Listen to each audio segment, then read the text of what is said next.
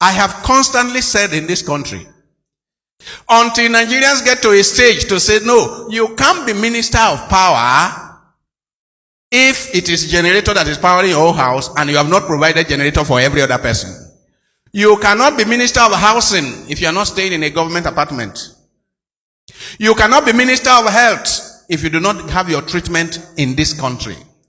You cannot be minister of education if your children are all schooling outside. You can't. Why? Because human beings have self-interest. There is what is called self-interest.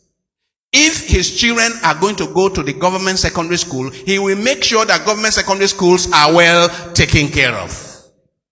If his family is going to go to the general hospital next door, he will make sure that general hospital is well taken care of. But as long as leaders do not share in the plight of the people, as long as leaders can fly to the US, to UK, to Dubai for their health care and condemn the people to this kind of conditions here, as long as that is the situation, we are not moving anywhere. So Nigerians will have to rise up and say, no, you can't be our minister for education because your children are not schooling here.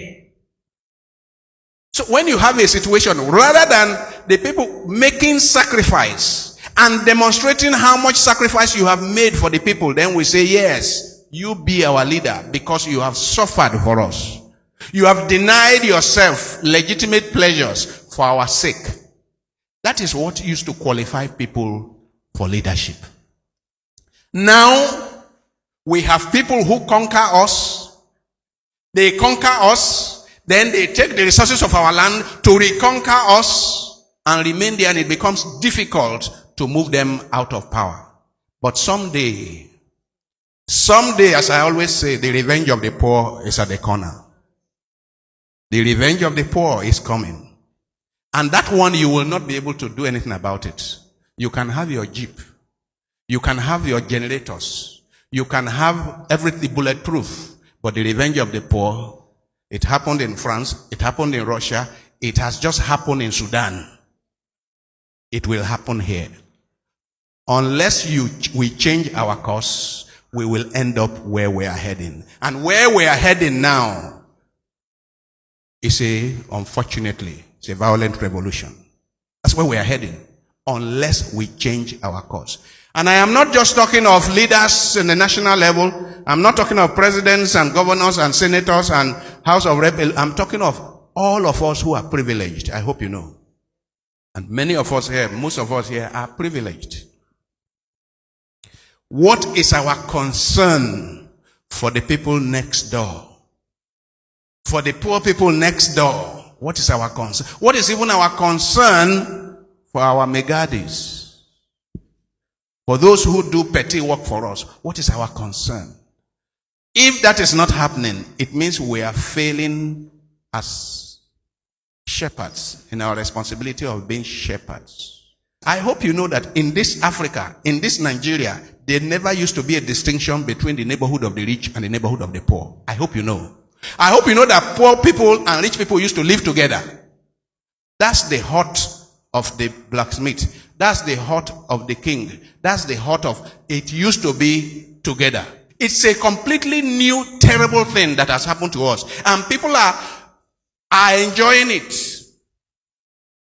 They are enjoying it. They ask you what part of town you live in. And that immediately you tell them the part of town you live in, you know your status. And I am saying, by the time you segregate society, what used to be called apartheid, and Nigerians were in the forefront of fighting apartheid, where the white man say, look, you blacks, you live there. We white, we live here. That is exactly what we are doing to our fellow black people. Exactly. And you know, it makes it easier when revolution comes. I hope you know. It makes it easier. It means the poor people know where to go. And I challenge the authorities in our cities. I challenge town planners that this is not how to plan towns. Let us start working. If we want our peace and safety and security in future, let us start working on what is called integrated cities. integrated estates, integrated settlements. If we want peace, the one we are on now, you will never have peace. We need to have integrated cities where the not so rich and the rich and so on live together and share. So that the children that are growing up privileged will know they are privileged when they see next door the other children. And they go to the same school, by the way. They go to the same school, by the way.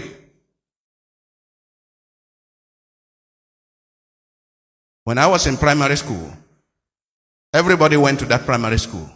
We never knew that anyone was rich or anyone was poor.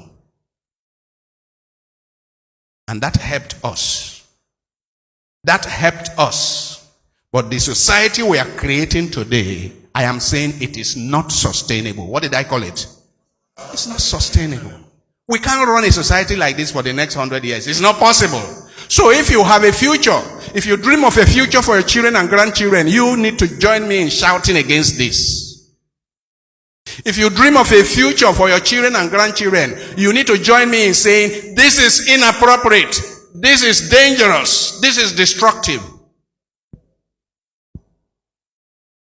Like I said, it is not our high walls, it is not our barbed wires, it is not our electrified fences that will save us. What will save us is that the poor should be included at the dining table. Yes, the poor and the handicapped and the widow and the orphan, they should be included at the dining table.